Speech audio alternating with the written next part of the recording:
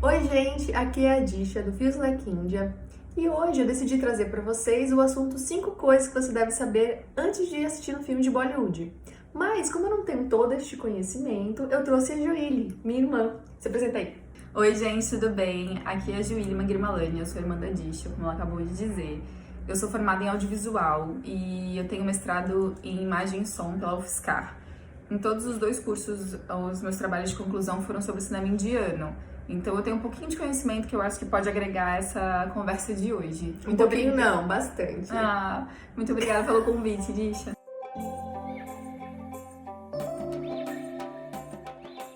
Primeira dica, são filmes longos, então já prepara a pipoca porque vai demorar. Normalmente são filmes de 3 horas para mais até.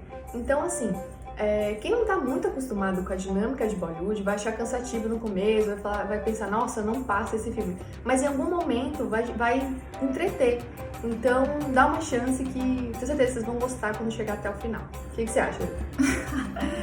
Que engraçado isso. Na verdade, eu acho que os filmes indianos, principalmente Bollywood, assim, ainda mais a contemporânea, ela é bem dinâmica e que acontece milhões de coisas ao mesmo tempo, assim. Quando o cinema chegou na Índia, ele tinha uma peculiaridade muito forte, que era contar contos mitológicos, contar histórias bem grandes nacionais, assim. Então ele já tinha um roteiro um pouco longo, sabe? E aí, conforme as coisas foram passando, conforme foi chegando o advento do som, e aí ingressaram as músicas, que é uma das grandes partes do cinema indiano, tudo se estendeu. Nossa, tá muito barulho lá fora. A gente tava de boa na sessão. É isso que eu passo todo dia. Eu não vou gravar. Porque tem barulho demais aqui. Então, quando o cinema ele se deu já com tantas peculiaridades próprias do cinema indiano, que tinha as histórias grandes mitológicas, quando tinha as músicas, quando tinha a dança, tudo isso que já foi somando lá para os anos 80, 90, 2000, ele se tornou um filme realmente extenso. Então, até às vezes, em alguns filmes, principalmente os mais antigos, eles têm intervalo. No meio do filme tem um intervalo e depois volta, quase como se fosse especialmente para o público conseguir descansar, conseguir tomar uma água, ir no banheiro. Mas faz parte da dinâmica de construção narrativa do cinema indiano. E a nossa dica número 2 são musicais. Quem tá acostumado a assistir Bollywood já sabe que em algum momento vai vir uma música, uma dança, então é como se fosse um musical, quem tá acostumado com Hollywood, né? Então assim, é o momento mais esperado dos fãs de Bollywood, porque a música às vezes é lançada antes do filme, então é até uma estratégia isso, né? Total estratégia, porque assim, o cinema de Bollywood atual, a música, ela é muito importante. A indústria fonográfica na Índia, ela funciona muito baseada nos filmes. Então, muitas vezes, os itens musicais são gravados bem antes do filme e eles são distribuídos na TV e passados milhares de vezes para pegar a população. Então, as pessoas começam a dançar, cantar, descobrir tudo da música, assim, antes do filme. Aí, quando o filme é lançado, às vezes ele nem é tão divertido, nem é tão legal, mas o item musical é tão grande que ele se torna um blockbuster, sabe? Ele vende, a bilheteria é enorme, então é muito louco como a música funciona. Agora, para falar um pouco disso, eu acho que a gente tem que lembrar o porquê que a música e dança é tão importante na cultura indiana.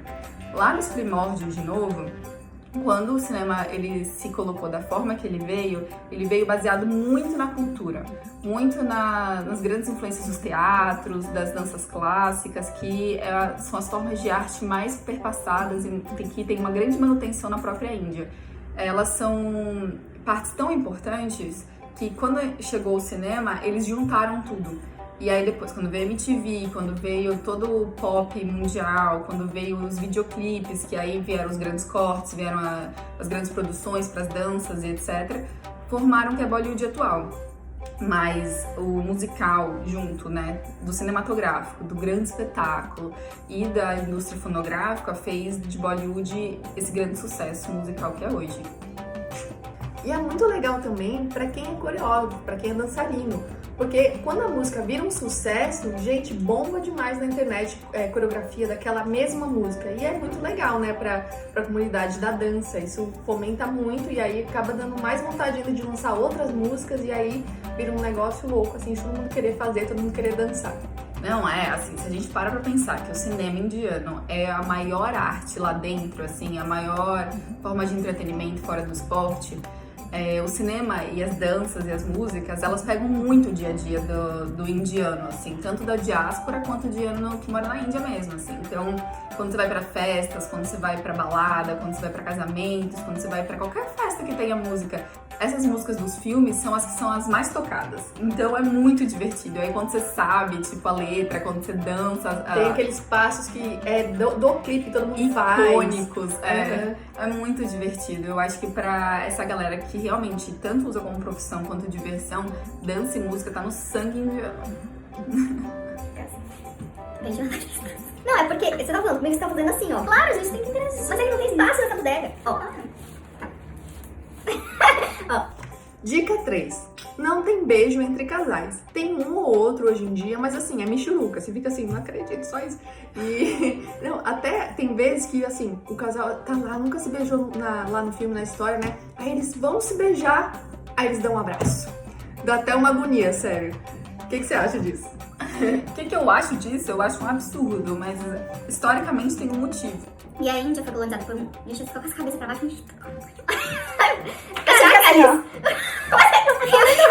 Vai, tem, porra, vai ler na hora que a gente pausar. Tá. É assim, a gente tem que lembrar que a Índia... Ai, agora eu tô com cara de seu Cristo. Vou ficar assim, ó. Eu vou pôr isso na edição. Ai, Jesus Cristo, vai. Vai, menina. Olha, o que eu acho de verdade é que assim, a gente tem que lembrar sinceramente que a Índia é um país muito diferente culturalmente do Brasil. E do que a gente recebe de cinema mainstream, né, de blockbuster. Então, assim, não é estadunidense, não é europeu. E a Índia foi colonizada por, assim, muitos séculos. É importante lembrar que, além da cultura hindu, a cultura pós-colonial, ela veio com um modelo neo-vitoriano de apresentação de certas coisas, inclusive sexualidade.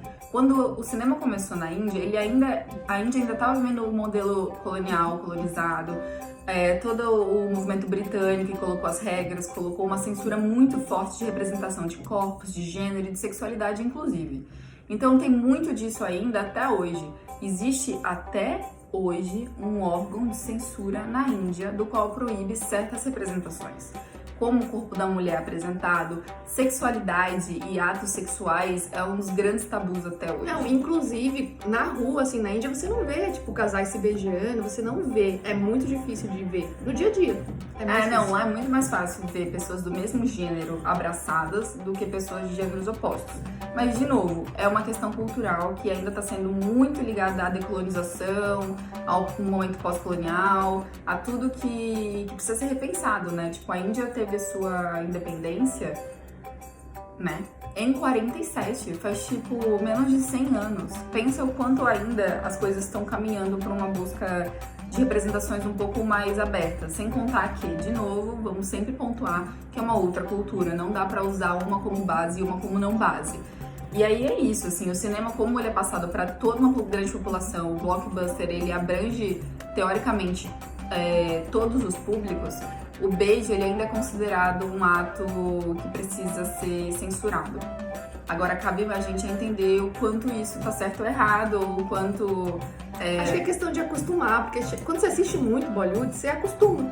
Por exemplo, quando você entende que as pessoas são um casal, quando dá muito presente, ou quando você fala de um jeito mais carinhoso. Não, existem as intenções lá, existe a intenção intenção romântica. Só que assim, quando vocês forem assistir mais, ou se vocês já assistem, vocês vão ver que não é que nem os filmes brasileiros. É uma coisa muito mais reservada. Não é só mais... Assim, na minha cabeça, eu acho que eles infantilizam tudo isso, principalmente por um modelo do que eles consideram certo, dentro do hinduísmo, certo, dentro da agenda do momento político do governo. Então também tem que colocar isso em jogo, assim, o quanto que a liberdade sexual é importante ou não é importante. Eu acho que a gente tem que... É uma discussão política muito maior. O que eu só quero colocar até agora é que os beijos não acontecem por forma de censura, que é pós-colonial. Então, cultural, né? É cultural. Eu acho que a gente tem que, assim, não ter julgamentos de valores, mas sempre ter uma visão crítica do porquê das coisas. É isso. Dica número 4. São dramáticos e comédia pastelão ao mesmo tempo. São meio parecidos com novela mexicana, porque, vou dar um exemplo. Quando descobre que o vilão é o vilão, por exemplo, faz tan-tan, aí eles viram. Entendeu? A maioria são assim, dramático e pastelão, só que tem uns que são mais sérios. Minha vez? Sua vez. Não, então, pra gente entender os gêneros cinematográficos indianos, a gente precisa entender também muitas coisas. Primeiro que, depois de um certo tempo da formulação da estética indiana, eles criaram um gênero chamado Masala Filmes, que também foi uma das perguntas que chegou pra gente, que é muito importante. Por que o cinema bollywoodiano dos anos 80 para os anos 2000 se formou desse jeito? Masala significa conjunto de pimentas, conjunto de especiarias, que é muito usado na própria gastronomia indiana e tal. E esse filme, ele quer abranger o máximo de públicos e criar um máximo de entretenimento e também engajar as pessoas de uma forma do qual, desde coisas muito dramáticas, com realmente músicas sensacionalistas e tal, até uma história de romance, que normalmente é isso, assim, é o que engata tudo, a história de romance, mas aí do nada tem ação, do nada tem carros, do nada tem cavalos, do nada tem de tudo, assim. E é muito importante porque isso realmente faz com que a pessoa chegue lá esperando ver de tudo. Então, os filmes são riquíssimos, caríssimos, cheios de dança, cheios de explosões, cheios de tudo. Só que a gente tem que lembrar que não são todos os filmes. Tem uns que são só drama, tem uns que são só comédia. Tem uns que nem tem as danças.